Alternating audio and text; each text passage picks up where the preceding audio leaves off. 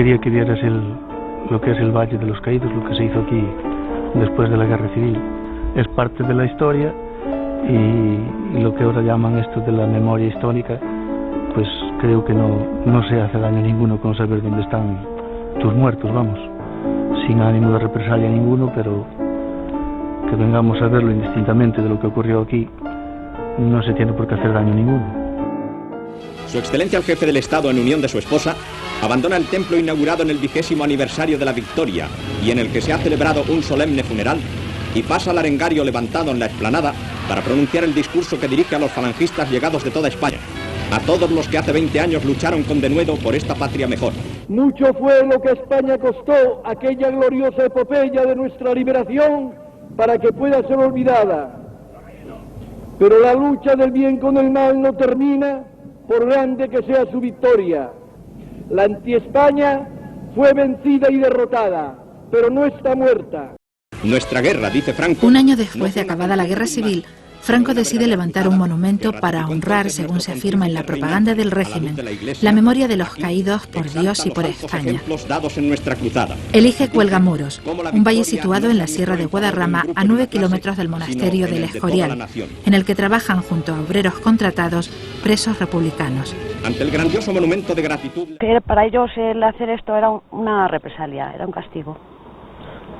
Pues es una utilización, en el caso de mi familia, como en cualquier guerra, de los prisioneros. Que después de lo mal que se pasa en una guerra civil, pues como castigo tener que levantar un monumento a los vencedores, pues psicológicamente es fatal. En la fase inicial de estos trabajos, en la que la mano de obra resultaba escasa por el reciente final de la contienda, la urgencia de las construcciones y el paulatino desarrollo de la desmovilización, se ofreció a la población penal la oportunidad de colaborar en las obras. Así, los hombres que cumplían condena pudieron disfrutar de los beneficios... No, que lo fundieran, o sea, como sea, que desapareciera del mapa español. ¿Por qué? Porque muchos horrores, muchos. Andrés trabajó en el Valle. Fue hecho prisionero con 16 años porque su padre era alcalde republicano. 5 años más tarde, llegó al destacamento que construía el puente de la carretera que subía hasta la cruz. Bueno, ¿cómo vas a ver eso? ¿Cómo si es conciliación? Mira, voy a contar una cosa que fue seguramente el último acto del caudillo. Esto ya ha pasado tiempo, que fue la primera vez que fue desde la carretera general arriba, andando, y el gobierno en pleno detrás, y los generales y todo. Y estaba bien el puente trabajando, y al pasar por allí sentí, no sé si ese es Paquito, cabrón, bueno, ya vamos avanzando y llegamos y digo, apartarme de esa canalla de ahí, que no quiero ni verla. Por nosotros. Todos fueran víctimas, pero los republicanos merecen un monumento aparte. Y no estar ahí mezclados por Dios y por España. Porque ellos murieron por la libertad. La república y por la libertad. Y ahí no reza nada de eso. Ahí de republicanos no hay una reseña en ninguna parte. La construcción del monumento... En el puente, en la carretera o en la cripta. El trabajo más duro fue excavar en la roca 200.000 metros cúbicos. El trabajo en el túnel, yo fui al túnel a verlo y eran galerías. Por causa de una larga enfermedad. Toda la roca eran galerías y las hacían a martillo, que eran unos martillos eléctricos, metían la dinamita en el agujero y salían y luego lo explotaban. Y luego después caían las piedras y lo que fuera y volvían a entrar otro turno, porque trabajaban de día y de noche ahí. Y una vez uno de los presos pues, se cayó una piedra y lo mató. No, a los presos no los pagaban. A los presos, según me decían a mí, las mujeres tenían, las que tenían hijos, 3 pesetas la mujer y una peseta por cada hijo menor de 14 años. Pero se lo mandaban al pueblo. al pueblo o a donde fuera. Y allí el cura era el encargado de dar. En todas las iglesias de todos los pueblos, que en este también pasaba, las de los presos cogían las primeras filas, porque el cura es el que daba la información. Y claro, si estaban a bien con el cura, pues siempre tenían alguna recomendación, o alguna limosna, o alguna cosa. Y que ahí los presos cumplían condena y se conformaban, porque no podían hacer otra cosa. Pero que todos los dirigentes ahí se hicieron ricos del coste del Valle de los Caídos. Y allí salieron muchas fortunas del Valle de los Caídos. Y en una época en la que la hambruna, consecuencia de la posguerra y de la situación mundial, pues es absolutamente cotidiana, que se continuase la construcción del Valle de los Caídos es una decisión política. El régimen sabía muy bien que estaba destinando un dinero que hubiese sido muy útil para la sociedad civil, lo estaba destinando a una construcción muy simbólica y políticamente muy importante para ellos. Banús hizo la carretera. De ahí ya en Guadarrama hizo una urbanización con presos políticos. Llegó hasta llevar presos políticos a Madrid. Hizo el barrio de la Concepción, el barrio del Pilar, se fue a Marbella y ya sabéis que ha sido un potentado. Y salió de ahí, del Valle de los Caídos. Las obras se prolongaron hasta 1958, más de 18 años. Luego, a través de los gobiernos civiles, se pidió a los ayuntamientos de toda España que colaboraran enviando los restos de las víctimas caídas en su territorio. Algunas familias del bando franquista se negaron. Entonces se recurrió a las fosas de los republicanos sin avisar a sus familias.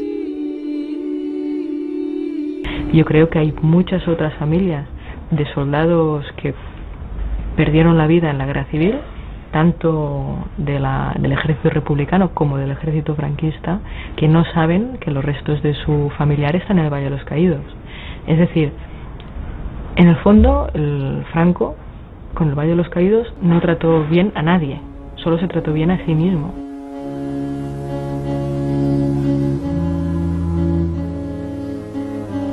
Franco está enterrado junto con el fundador de Falange Española, José Antonio Primo de Rivera, además de 33.847 soldados y represaliados. Pero hay 12.000 restos sin nombre ni apellidos, desconocidos, la mayoría del bando republicano. Las cajas individuales o colectivas fueron apiladas en 8 capillas. La humedad ha deshecho con el tiempo la madera y los huesos en algunos casos se han mezclado. Hay familias que no quieren que se toquen. 65 de ellas se han unido para expresar que sus familiares continúen allí tal como están.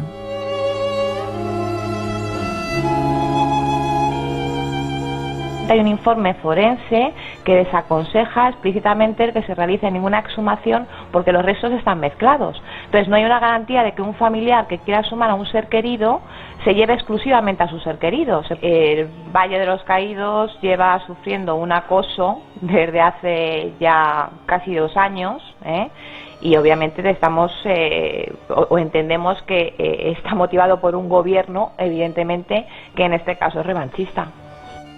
Que están abriendo viejas heridas que han roto el espíritu de la transición.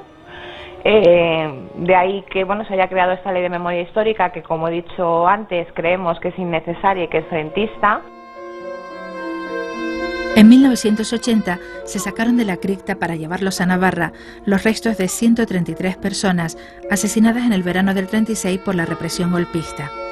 En 2008, los familiares de 8 fusilados en Pajares de Adaja, Ávila, estuvieron cerca de recuperar los restos de los suyos, pero el juez Garzón, que había ordenado la exhumación, fue acusado de un delito de prevaricación por investigar las desapariciones de la guerra civil y el franquismo, sin tener competencias legales para ello, y todo se paralizó. Los de Ávila no son los únicos que luchan por conseguir rescatar a los suyos para devolverlos a sus lugares de origen. Están también las familias que quieren recuperar los restos sacados de una fosa en Calatayud. José Antonio Marco Viedma lo asesinan el mismo día de su secuestro, en las tapias del cementerio. averigüé que había habido una fosa común en el cementerio de Calatayud, y más tarde, a través de una asociación a la que ahora pertenezco, ARICO, se me informa de que esa fosa ha sido trasladada al Valle de los Caídos en abril del año 59. Algunos de estos familiares llevan buscándoles toda la vida. Hace 2 meses que murió con 101 años la madre de Mercedes. Le prometió que seguiría luchando para encontrar los restos de su padre, Rafael Abril Abo, y rehabilitar su nombre.